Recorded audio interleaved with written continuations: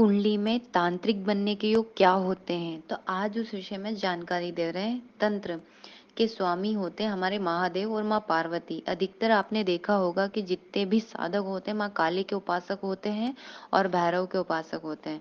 वो ही उग्र साधनाएं करते हैं और तंत्र में दीक्षित होते हैं। तो ऐसे कौन से योग है जो इस मार्ग पर व्यक्ति को ले जाते हैं? तो यहाँ पे कुछ ग्रह जैसे केतु, शनि, राहु, सूर्य, गुरु। अब केतु, शनि ये क्या गुप्त विद्या से जुड़े हुए ग्रह हैं, रहस्यमय दुनिया के, इनको बोल सकते हैं राजा बोल सकते हैं। शनि क्या है? शनि सफलता ही देता है साधना में।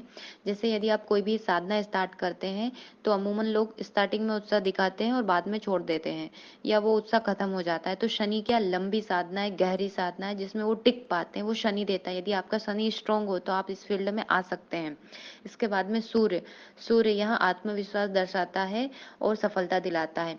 सूर्य यदि स्ट्रांग हो कुंडली में तो ऐसे व्यक्ति उग्र साधनाएं कर सकता है, मानो शमशान की साधना है।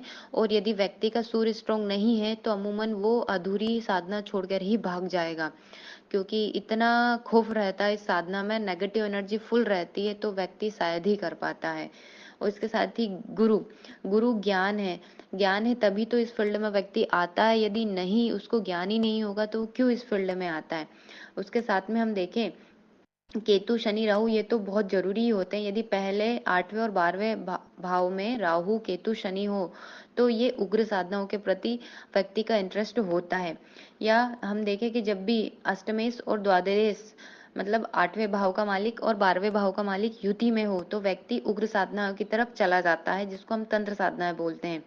और इसके साथ ही हम देखें कि पंचम भाव जो कि साधना का होता है, यदि इसमें उग्र ग्रह हो जैसे शनि, राहु, केतु, मंगल हो या इनकी युति हो या दृष्टि हो तो भी व्यक्ति उग्र साधनाओं में चला जाता है।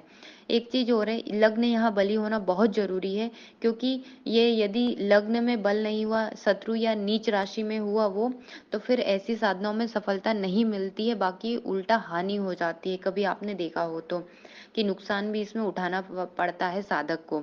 और एक चीज और है कि मंगल यहाँ स्ट्रांग होना बहुत जरूरी हो। यदि मंगल 8वें 12वें भाव में हो तो बहुत अच्छी कंडीशन में होता है।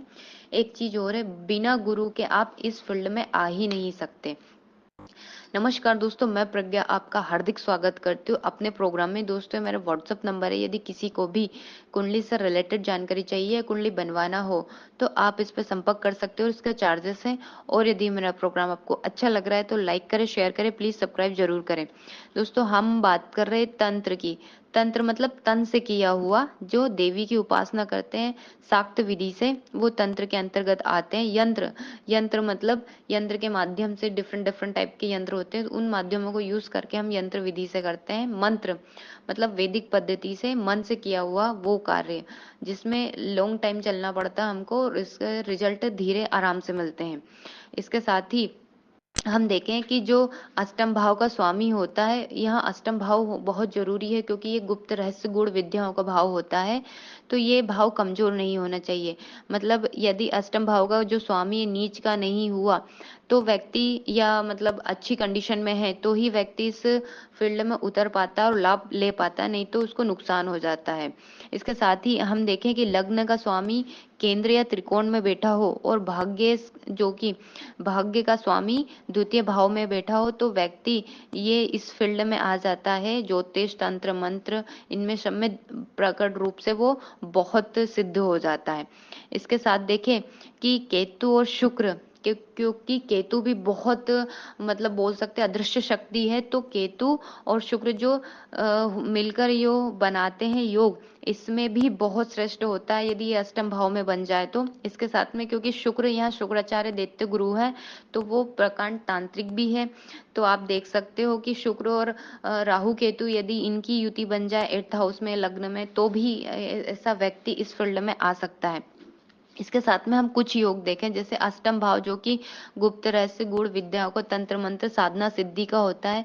तो इसमें देखें कि हम 8वें भाव का स्वामी लग्न, लग्न का स्वामी 8वें भाव में चला जाए तो, और 8वें भाव में यदि वृश्चिक राशि बनी हो तो भी व्यक्ति तंत्र फील्ड में चला जाता है।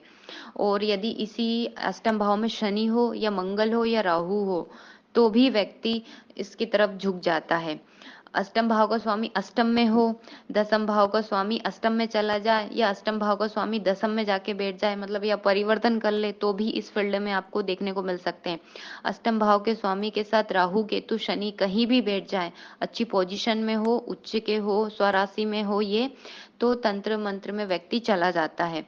इसके साथ ही राहु शनि अच्छी पोजीशन में बैठे हो, आठवें भाव में बली अवस्था में स्वराशि के हो, तो व्यक्ति को बहुत ज्यादा पागलपन हो जाता है इस विद्या के लिए।